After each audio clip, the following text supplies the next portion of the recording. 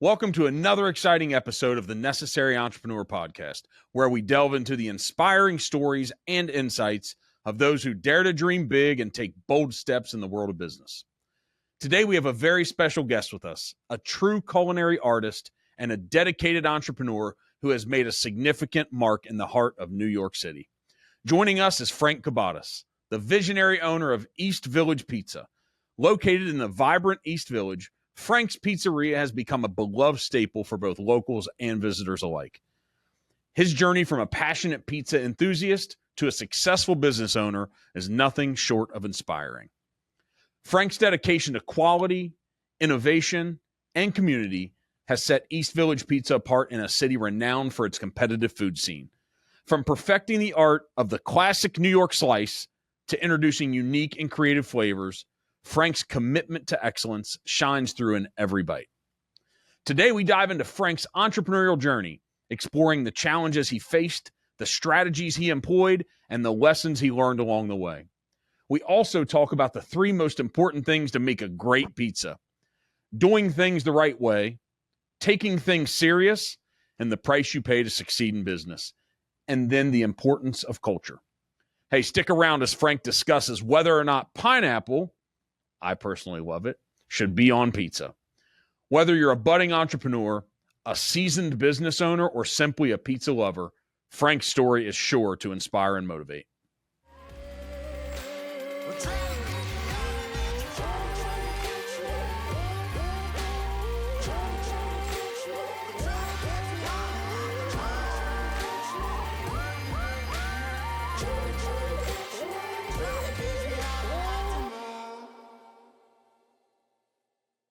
Hey, so today we have an awesome guest, special just to my heart selfishly because I love pizza. And we have Frank Kabatas with us, who has an awesome story, who immigrated from Turkey, had all sorts of jobs, was even fired one time at the current place that he owns and operates. I'm excited to talk about a guy who is passionate about pizza, about family, about life, about doing things the right way. And with millions of followers on social media, and showing people how to make an incredible pizza in a very, very competitive place of Manhattan, New York. Welcome to the Necessary Entrepreneur, Frank. Thank you very much. Thank you. I'm honored to be here. It's I was pumped about coming on today because those that know me know that if anyone asks me what should we have to eat today, it always could be pizza. And when I go on to see East Village Pizza's Instagram and you go on there and see the videos, it makes my mouth water. That's what I'm trying to do. That is why I use social media. It's awesome. So, hey, what makes your pizza? Here's an opportunity for an awesome plug. What makes your pizza at East Village Pizza? What makes it the best? Because you just got an award that said you had the best pizza in Manhattan. Right. What makes it better? There are a lot of things that makes the pizza better or best, but I focus on three things: the temperature, the cooking time, and the ingredients. I should say the ingredients first, but sometimes I leave it at the bottom because temperature and the cooking time is really important with the ingredients you are using. What kind dough you are using? What is your hydration level on the dough? If you are using, let's say, a 65% hydration level, which used for New York style pizza, what temperature and what oven to use and what time, how long it has to be cooked. If you are having the right dough with the right temperature, with the right cooking time, you're definitely having a good, great, best pizza. I usually don't call best, but when I say good pizza, that's better than best. So that's why that's how I used to say good pizza. Sometimes I say I made simple but good pizza. So the cooking time, the temperature, and of course the ingredients includes everything: sauce, cheese, the pepperoni, what toppings you are using, but mainly the dough. That is very important for a cooking time and the temperature in the oven. So why don't you use the term best? Why don't I use the term best? Because making a best pizza is really tough word. Like, I make the best pizza. No, you're not. Like, pizza is still could be made better if people spend more time on it. Mm, It's not that I don't make good pizza. It's not that my pizza is the best pizza. It's not that. But it's just like there is always room for pizza to get better. mm. I have been making pizza since 1997. It's my first job. I did delivery, whatever, what, and then I went into the kitchen, start making pizza. I still can't say for myself, oh, I make the best pizza. That's a little bit tough. Why? You have to give room for the pizza because it's really a good and big cousin. Like, that's huge different dough. There's huge different cheese mentioned the markets that actually goes into the pizza. So that's why I don't really say I make the best pizza. I don't like saying that I make the best pizza, but my most the slogan is I say I make simple but good pizza. And when you eat it, you will love it. It's just like a little. I know it's a little longer to say than best, but saying best pizza, I don't know. It just irritates me. No, I like it because it's a humble approach.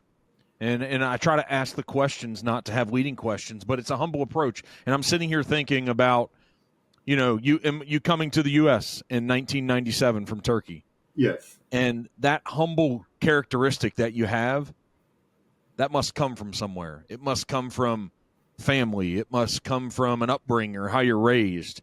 That's special. Oh, That's a special approach. thank you. But I really don't know where it comes. Probably from my family. But as I say, I don't like saying I make the best or nobody can make what I do. It's You let us do that, right? You put all the hours to make it good, and then we'll say it's the best, huh? yeah. Well, I mostly left it to the customer. I Yeah. like customers talking about my pizza. I don't like talking about. I like talking about pizza, but not the way that hey, I make the best pizza and no one can't make me. I could say that it doesn't, but it doesn't give me any plus. Yeah. Mm. It doesn't give me any plus to make any to make it any better.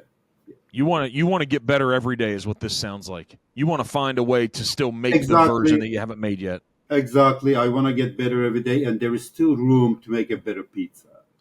Hey, tell There's, us about I've never had all the pizza I've had. Tell us about the double stack pizza.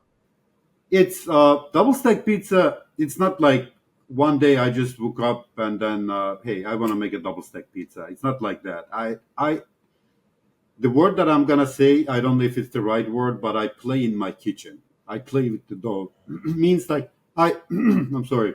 I spend time in the kitchen. I still spend time in the kitchen. It's a I still, laboratory for you. yeah, I still try to make something new. I still try to make. Hey, what if I do this? What if I do this? I still make it. After I got kids, I don't spend all my time in the kitchen, but I still do spend time in the kitchen. It took probably about a year or maybe 2 years. I was doing live stream on Instagram almost every day, like 1 or 2 hours. At the when the live comes on Instagram first, it was like 1 hour. You couldn't go more than an hour. So when the first section stopped, and then I do the second uh, live. I call it making and baking pizza. And while it was in the kitchen, I was making pizza for the counter, for the pizza, for the people, for the customers. I was doing live stream, and sometimes I say, hey, if you see this live stream, and if you come here before I go, you'll get a free pizza, free slice, and that was fun. Like making it fun that people can come inside. And it was like, hey, I'm here, I'm live, I'm Frank, this that. So that was fun. At the main time, and I was thinking what I can do to show these people that you can still make something different on the pizza. And I was in the kitchen with lives and trying this that. And one day I was like, tried the put the second layer on a pizza on a pepperoni pizza. I was like, let me just put it and cook it. When I put the second layer, I add the sauce and cheese. So that's basically the double stack. But I didn't make the buffalo chicken or something like that yet. and I cooked it. At the first cook, I was on live stream. The first pizza cooking was on live stream. And I was like, okay, that's not. I took it out, I sliced. It wasn't bad. Still, there was some dough not cooked, this that, but it wasn't bad. It wasn't bad. And then I was like, okay, guys, I am calling this pizza a double stack pizza. We're gonna make it. I'm gonna have to work on it a little bit more to cook it better because it's a double layer.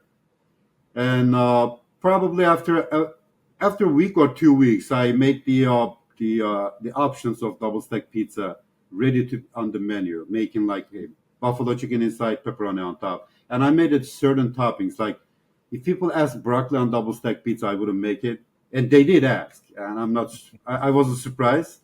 They did ask mushroom, they did ask tomatoes on double stack pizza. I was like, guys, if you are having pizza, I wouldn't have tomatoes on my pizza, basically, like raw tomatoes, but just have like a buffalo chicken or a pepperoni or a baked ziti or something, like goes with it. And I put it on the menu. And the video that I make, the first video I share it, that actually went viral on all over the world. Probably, I don't want to lie, but maybe 60 million likes, something like that, all over the big, huge media companies. They share it because nobody was making videos for the pizzas. There was some, but not much. So it went very popular. And then uh, one of the TV programs, can I mention name? Yeah. Yeah. Okay, the Wendy Williams. Yeah. 2019, I saw that one. Yeah, the food god actually reached out to me. Hey, I want this pizza on my show. They were doing a trending. Wait, what was it? Trendy food, something like that. The show name. And then I was like, of course I will do it. And I make them 3, 4 pizzas. At that the show, it went viral. During pandemic, I used to have a line by the window. You never been to pizzeria, but pizzeria has a window that over the counter you could serve. You could come in also. That window has a line for double stack pizza. I can't wait to come and have some. I saw the one with ziti in the middle, and I went, "Oh, that's going to be awesome."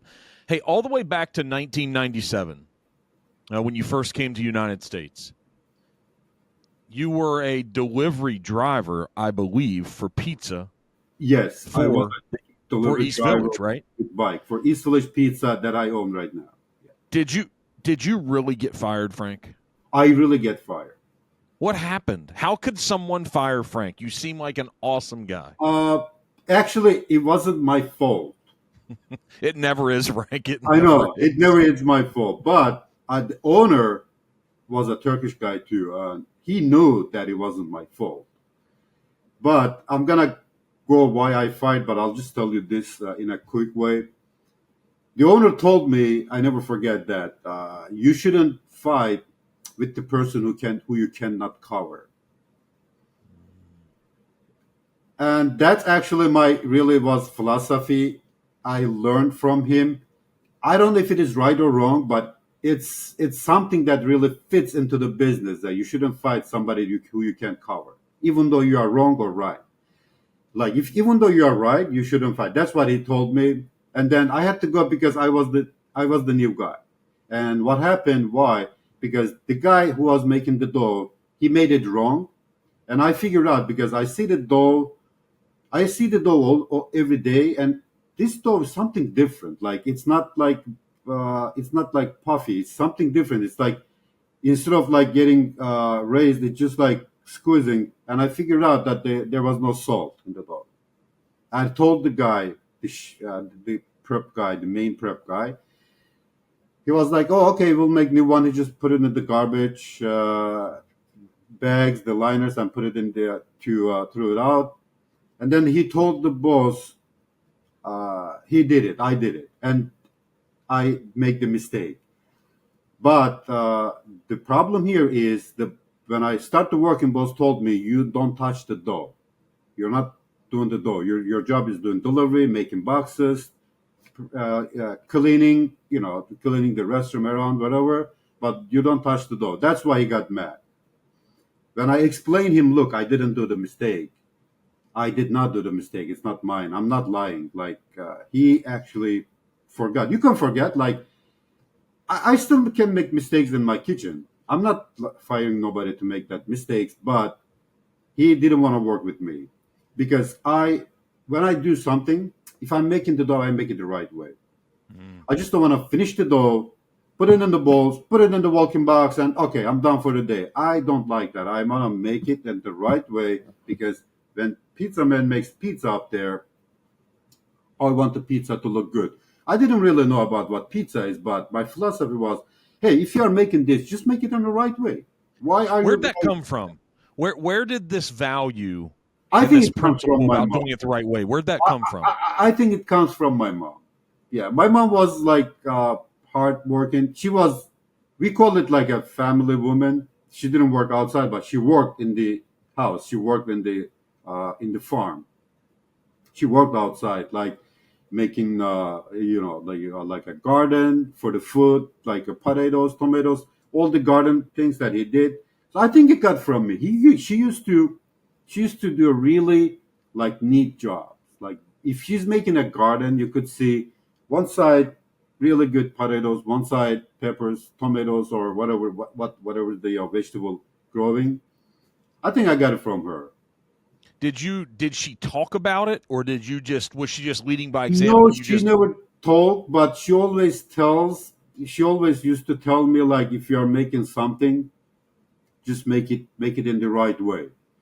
Don't just like, because I used to help her too. I used to help her in the garden. We in where in my where I am in Turkey is part of Turkey that we make tea. Actually, we grew tea. So every summer I had to go there and collect the teas, go to the factory and sell it. So they make the tea. That's how I we make it financially. So mostly poor people financially live. So sometimes I was like 12, 13, and trying to help the family with the tea growing things. And sometimes I used to like wrong things or just not doing the right way. She used to tell me, just do it the right way. Take your time, 5 minutes, 10 minutes more, but just do it the right way because if you're losing 10 kilos tea from here, we are losing money. So that's how how she used to tell me. was she patient when she was teaching you those She was. things? She was patient. Yeah, she was. She was really patient. She passed away 2 years ago. I still admire her. She was patient. And I think I got my patience from her. My father wasn't that patient. My father, he was a nice guy, but he wasn't that patient. But my mom was actually really patient and passionate and hardworking. I never scare her saying that, oh, we got this much job and we have to do it. She just started to do it and she finished it. I never heard her complaining about the job that we are making basically. And it was hard. It wasn't that like we go out 5 a.m. in the morning and we come back like 7, 8 p.m. Do you think that's a lot of the reason why you take that approach with your business today? I think it gives me really good opportunity or an idea or to be a patient what you are doing, and that's where I get the actual idea from. That's how I get it. Get That's how I got in shape actually for business. In 1997, when you were fired for not doing the thing that the coworker said you did, Right. you didn't go and quit the business. You continued on in the pizza industry. Yeah, because I had to work. I had to work. When I got here, I told you I come from a poor family. I had to work to survive. And really, I really had a dream because it's not that everybody go talks about American dream. I really had dream that I had to do something. And back in there, I never had pizza. Pizza was a very luxury food in Turkey. Like not everybody can go in it. And I believe there is maybe one or two pizzerias, not much, maybe not. Yeah. And So I never had pizza. I never knew what pizza was. I only see it from the movies.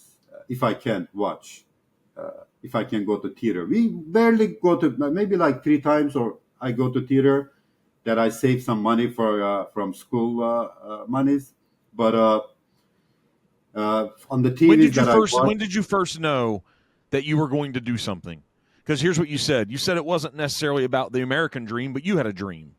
yeah, You knew you were going to do something. It wasn't necessarily a passion for pizza, but I can tell that you're a guy, whatever you would have decided to do, you were going to go all in, and you were going to make sure that you were at least attempting to live this dream the way you thought life could be.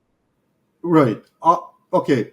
When I say it wasn't just about American dream, yes, Mm-hmm. but it was actually an American dream because I knew when I come here, people always tell me, look, this is a chance for you that you can do something here because you're working hard. You can get it paid back. It's not like Turkey. You work hard and you don't get paid back. Here you get paid back. But again, it's not only that. It's just the way that I want it to be. I want to make something. What should I do?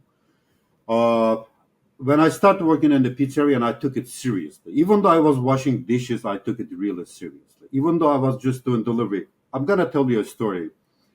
One day, I got a delivery on 9th Street, 622 9th Street. I still don't forget the address. I still deliver there. I still deliver the same address. I got a delivery there, and I just went there. And the guy lives on 6th floor, the top floor. I rang the buzz downstairs, and I ran up holding the pizza. There was only one pizza.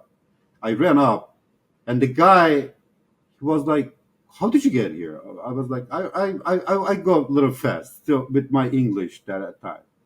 But he called back to the boss. He said, "Look, this guy, he run from first floor to the second floor because pizza was a little late, and he got here very fast. He showed his appreciation." So that's why, even though I was doing delivery, I just tried to do it on the right way. Even though I was washing dishes, I was trying to do it the right way. This actually gives me something that actually can go further than that. And every job that I did, I took it very seriously. I don't play games. I took it seriously. I want to learn something. When I got fired from East Village Pizza, I went back. I went to McDougall Street. I worked in a pizzeria.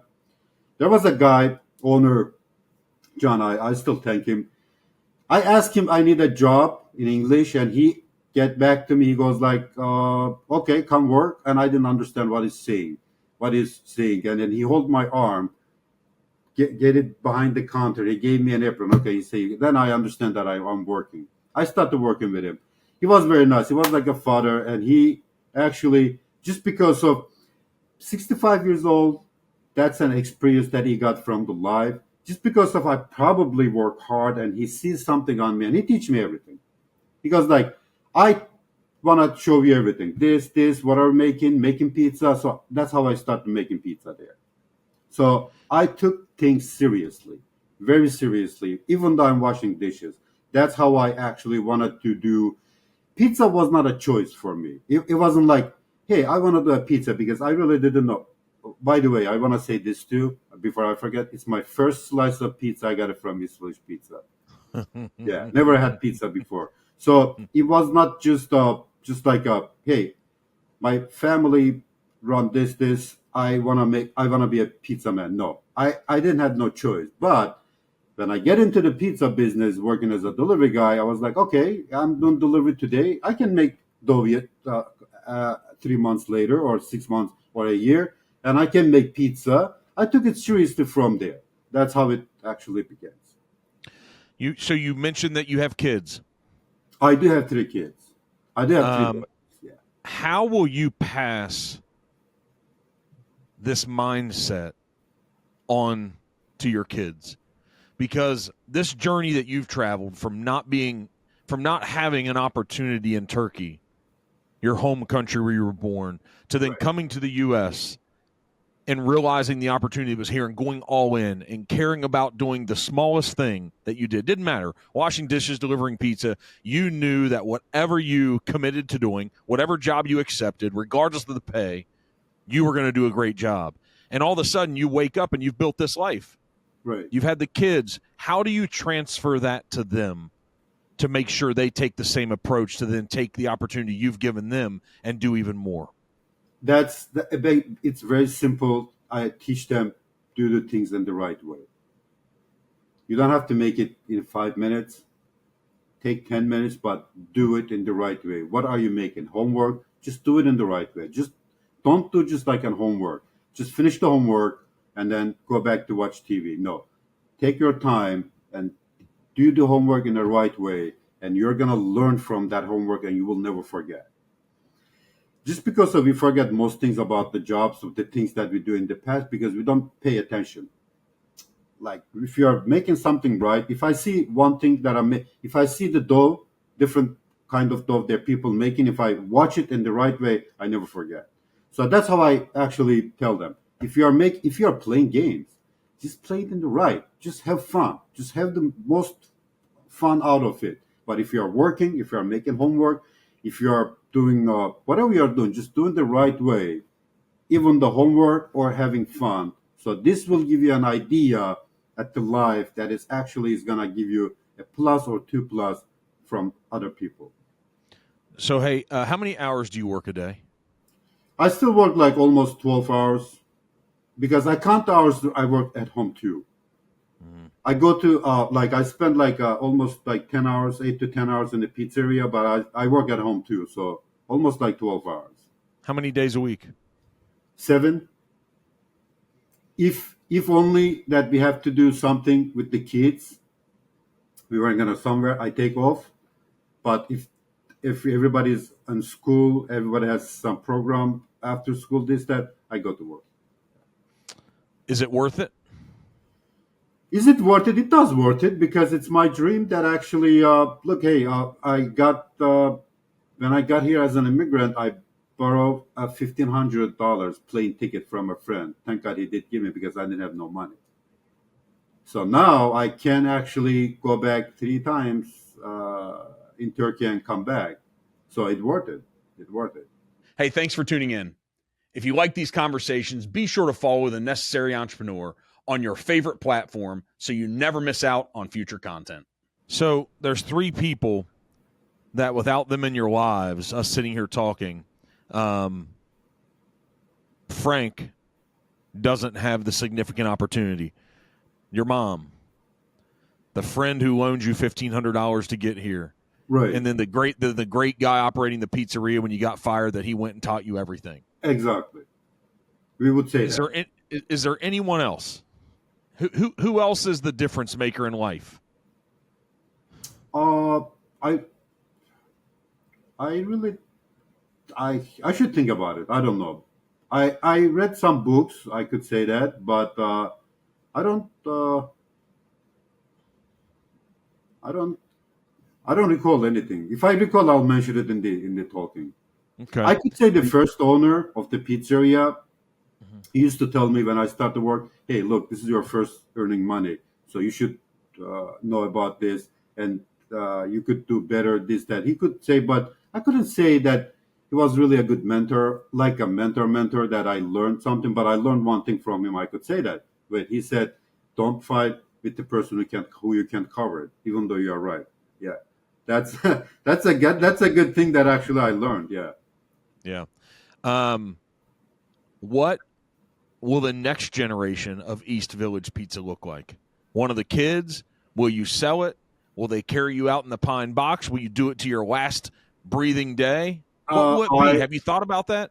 I did thought about it. I got 3 daughters, and none of them wants to run a pizza. Only the little one. Actually, she likes like cooking. She likes food.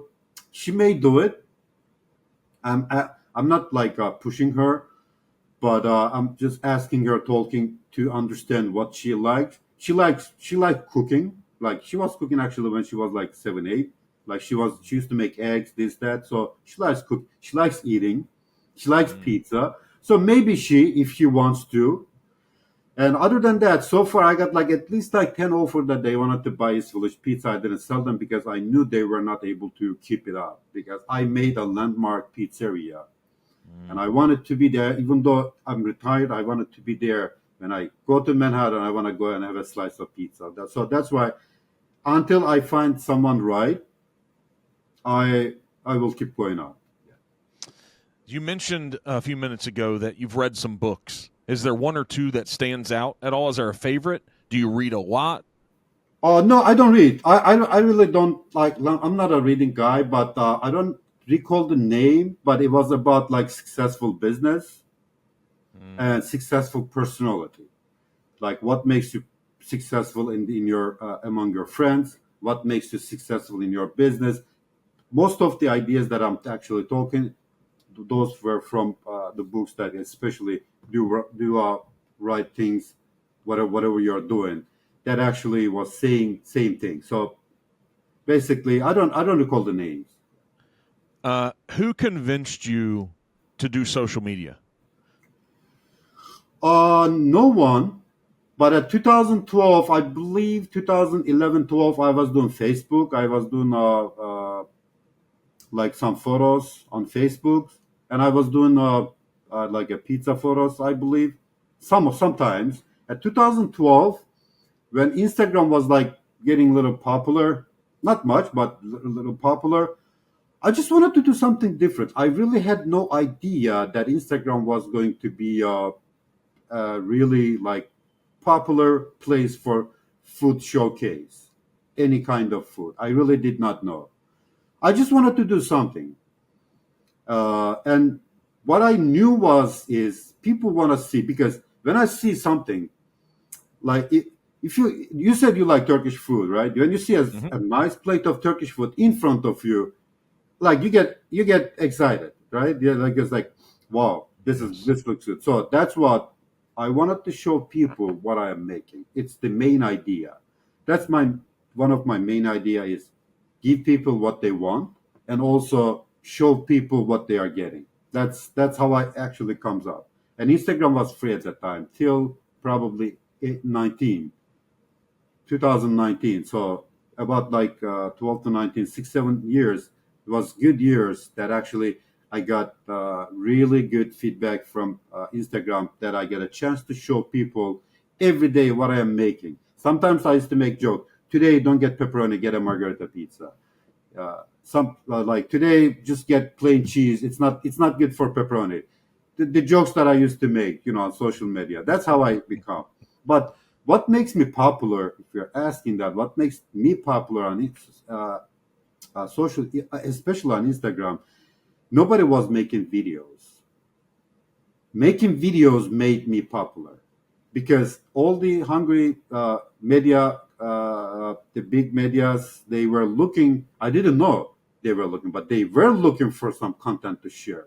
Especially there were like 3, 4 content that I made: the cheese pool, and one with the double stack that actually opened the layer. They went viral. They went viral because nobody was making a video, a pizza video. So, what's the moral in that story? Do things that other people aren't willing to do. Look for the blind spots that no one else has. Is there a moral to that story, or you just decided to do it? I just decided to do it. I wasn't that experienced a businessman, so I couldn't say that. I was just trying to do something better for the business. What I can make. Remember, I said I don't stay like I don't stay put. I always try to do something. And in 2010, remember 2010, there was crisis in New York, so business was like really bad. So from there, I was trying to. I want to do this. I tried this, tried that. That's how I become. But when I see that it's actually getting growing, and actually I get feedback from Instagram, I really spent a lot of time, like probably 5 hours, 6 hours a day, because I was making the content, I was making the video, I was editing it, I learned editing. I didn't know how to edit. I took like I think 5 courses, 5 classes to learn editing.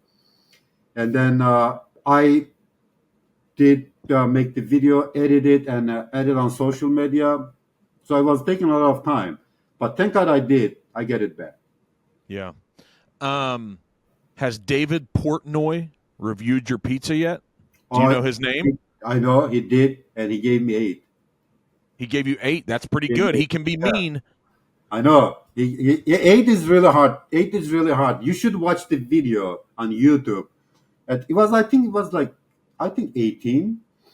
And he goes like, when he bite the pizza, he goes like, fuck, this is another great pizza. He just like, he never said that. Like at the first bite, he never said about that. He like, uh, uh, he didn't do it intentionally. He just like, do it like, He went, wow, that's really yeah, good. exactly. Yeah. Yeah, exactly. Okay. All right. That was good. That probably went viral. You probably got some good love on I that. did. I did definitely get it, and I always thank him that he came. I didn't even know I wasn't there. I wasn't there. He came during day. I used to work during night. So because we were open till 5, I used to work during night. I wasn't even there. I didn't know. I just watched the video and I was like, okay, thank God. So what do? You mentioned in 2010 when the crisis in New York. What's been your approach when things aren't going so well for business? What do you do? I really wasn't at 2010. I really wasn't an experience about the business because the business. I make good pizza. I know I make good pizza, but I wasn't sure about if I was good selling it. Making good pizza is gonna give you a really good plus, but if you don't sell it on the right way, people wouldn't know what you are making. So making pizza is different, and selling pizza is totally different. That's where I learned actually when I worked in Domino's Pizza. In the part of selling pizza, I knew I was making good pizza, but in the part of selling pizza, I tried using Instagram, tried using almost like all over the East Village, maybe like probably 20 times, more than 20 times. I go by door, dropping the menus. It was very popular at that time. We used to go door to door, drop it. Now nobody uses it because it's all online, on all social online, but website. But that time, I still had the website, but it wasn't that popular. People had to actually see the actual menu, so we used to go door to door. That's how I grow. I to sell the pizza is giving me an option to think what I make to get it better sale, what I make to reach the customers because I know I make good pizza. So I know people when people have it, they like it. I don't get complaint. I get good compliments back. So I have to reach the people in Manhattan. There are a lot of people to make a better business. That's how I actually comes out. Would you do it the same way again?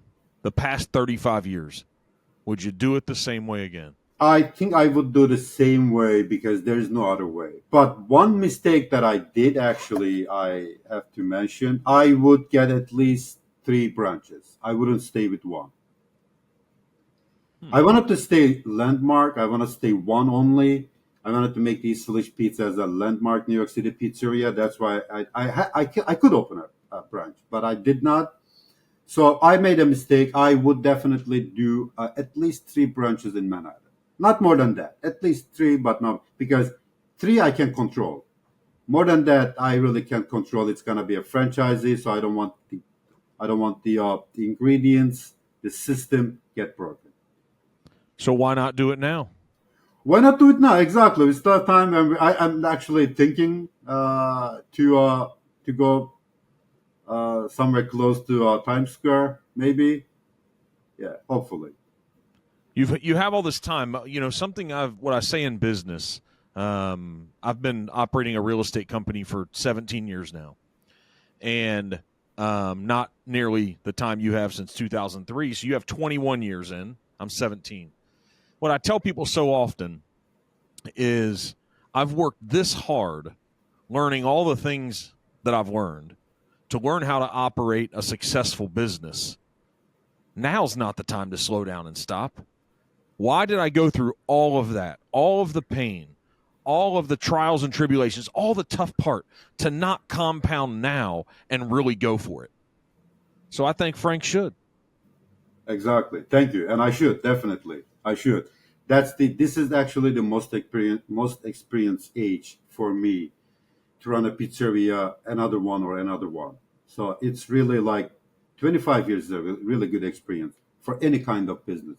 And your mindset and your perspective on doing things the right way, on making video when people weren't, on learning how to be an editor so that your videos would be good, working these 10 and 12-hour days. That mindset and that perspective, I don't think everybody should go from one location to 2 or 3, but the mindset and the perspective, and that you still care about making a better pizza every day, that you don't think that you've made the best pizza yet. You think the better one's still coming. All these things you've talked about today, I know from all the entrepreneurs that I have an opportunity to talk to, like, you can do more. You're capable of more. That humble mindset that you have, I think when you open your second and third pizzeria, the customers you interact with, the people that get to taste your pizza, but then also there's employees out here that haven't worked for you yet that will work for you in a second and third location that you can mentor and share things with them that'll help them live a better life, man. I'm just listening today, and you have good stuff in there to pass on to other folks, because our society is in need of people that want to work the way you're working, that Thank care you. the way that you That's care. right. That's right. Yes. I think We you're need capable, people. man. I think what our world and our society and what America needs, it's such a special place. It gives us these opportunities. We have to continue talking about these traits and the possibilities, and that this dream still is here, that you can change your life. And people like you are needed, man. Thank you. I appreciate it. Thank Yeah. you. It's good Turkey hearing did. that. The experience is experience, because the experience, actually, you pay a price for an experience, part of your life. A big price, don't we? Exactly. But if you don't pay that, you pay that price for your whole life. So that price that we pay to get successful in the business, I'm not. I don't see myself like really big successful businessman, but from where I come is actually, I'm happy where I am. So that's why the price that we pay is, it's a good experience. Yeah. If we don't pay this price now to live a better life, we're going to pay that price in significant terms and regret in the future Exactly. on the life we could have lived. Yes. I wish I was there right now, man, eating your pizza. I know this passion, this commitment would come through. What's on your mind in 2024? 2024, you're in New York City. It's incredible. I'm sitting here in northern Kentucky, Cincinnati, Ohio. I was in New York in January. The world's at our feet. The things that we have access to now that our ancestors didn't. Technology, connection, the lives that we get to live. What's on your mind for 2024? You seem like a happy, appreciative, and guy that feels like you're fortunate. But what are you thinking in 2024? I'll keep working. I like working, and I spent, of course, some time with the kids. They are growing. The oldest one is in Columbia College this year. She's gonna be, so they are growing. They are gonna leave. So as much as I spend time, and also I'm working on the branch that I mentioned, that I wanted to have at least 3, not more than that. So we are working on it. I'm not rushing. I still have time, but hopefully soon. And I'll try to be maybe some different kind of pizza for East Village Pizza. Maybe not promising, but I what's gonna happen tomorrow, we can't know. Maybe something good, hopefully. Yeah. All right. I have a question for you. What does Frank think about pineapple on pizza? First of all, my idea, anything you can have on the pizza, if you're like it. Like, I leave it to the person. You want to have pineapple? Go ahead, pineapple. You want to have? I had a customer. I used to have pineapple and anchovies in the menu. I had a customer that actually had half pineapple and half anchovies pizza that I made for a customer. So I'm not making it right now, but I made it. When was it? Probably 2010, I guess, maybe 9. I don't remember. So anything you can have on the pizza, but if you're asking my opinion, that doesn't bother other people. Pineapple should not be on the pizza. Frank, you're a mean human. I know. I like pineapple. I love pineapple, but Why shouldn't pineapple be on our pizza? you don't taste the pizza. You taste the pineapple. That's why. Okay. Anything that actually is strong than pizza, it shouldn't be on the like. You don't taste the pizza. We are having pizza to taste the pizza. You have pepperoni on the pizza, you still taste the pizza. You have sausage on the pizza, you have mushroom on the, you still taste the pizza. But the pineapple is so strong that actually cutting the pizza. That's why. There's not a reason. I said you can't put anything on your. I still make. No, I can. I put different toppings on my pizza. I wouldn't mind. Like if I make pizza for myself, sometimes I say, okay, guys, let's make one pizza. Everybody has a slice. I put a bunch of stuff in there. I try not to put more than 3 toppings on a whole pie because it wouldn't be. Should not be more than 3 toppings. Even though it's 4, sometimes people ask for everything combo. I make it because of the demand, but I wouldn't suggest. More than 3 toppings is gonna make your pizza messy. You won't get a taste. I would prefer with 1 topping. If really wanted 2 toppings, not more than that. Yeah. So I make pizza with different. What's your favorite? What's your favorite? My favorite pizza is like margarita pizza, the one that I make with the basil, fresh basil, pecorino romano, fresh mozzarella, and then pecorino romano, and then the regular mozzarella. I call it margarita with the plum tomatoes. That pizza took me 2 years, maybe more than that, to build that pizza, to build the taste, to find the right olive oil, to find the right pecorino romano, to find the right fresh mozzarella. I tried probably different 20 kind of cheese, and some maybe 10 kind of olive oil. No wonder people love it, and it's the best stuff. I think when you go on Instagram and you look at your videos, so I watched some of them. I saw how when you turned the pizza, you looked underneath at the crust. Yeah. And you turned it based upon probably the crust and how it was cooked and what location. I'm like, this guy knows the spots in his oven. Exactly. Yes, we do. Yeah. And the pizza man who cooks the pizza, yes, they know. They should know the oven. If you don't know the oven, you can't cook the pizza. That's why sometimes if I cook in a new oven that I don't know, I ask the people, what's this side doing? What's this side doing? What's the temperature here? I check the oven before I cook the pizza. You should know the oven. I always feel comfortable to do the car that I know, to drive the car that I know. And I always feel a little bit irritated when I sit in a new car. Like, where's this? Where's that? So it's something like that. But it's very important to know the oven, and it's very important to turn it around to cook the crusts, because if you don't, one part is going to stay uncooked and one part is going to burn. You have to manage the that's what I say, timing, temperature, and ingredients. I'll tell you what, man, I appreciate this time today, because talking to people like you reinforces this idea that I have about everyone should care about doing a great job at whatever you do. You spoke to that today. It's fundamental to me. Whether we're running real estate companies, you're operating awesome pizza shops. Doesn't matter if somebody's driving a taxi, if you have a construction company. If we could adopt this mindset and this work ethic and this commitment to just do a good job, all of us just head down, focus on what we're doing, man, we can make this world better, and we can do it really, really quick. Exactly. And thank you. You just read my mind saying this last verse. Exactly. We could do the world in a better way if everybody does the job the way they're supposed to do. You're awesome, Frank. Hey, thanks for spending time with us today. I know personally I'm pumped about coming back to New York City, coming and getting me some East Village pizza. Please, and, I would love to host you.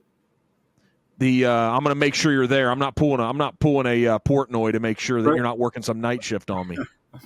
No, right now I work during day, but if you want to reach me by email, I could give you my information, so you could just text me or call me, so I make sure I'm there before you. Awesome, before man. You come.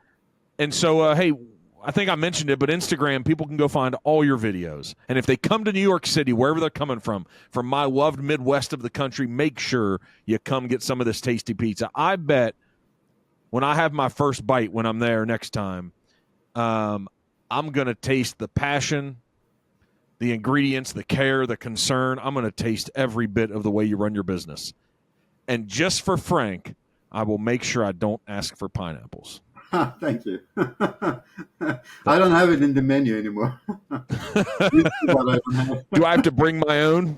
No, I could get it. I could get it for you. No problem at all. I could get it for you. Hey man, thanks for being you. Thanks for doing this the right way since 2003. Thank you. And I'm really honored to be here talking with you. We're going to the whole team here is going to get some amazing content out, and maybe when we come, maybe I could sit and you could show me how to make a good pizza. Maybe I could put on the apron. 100%.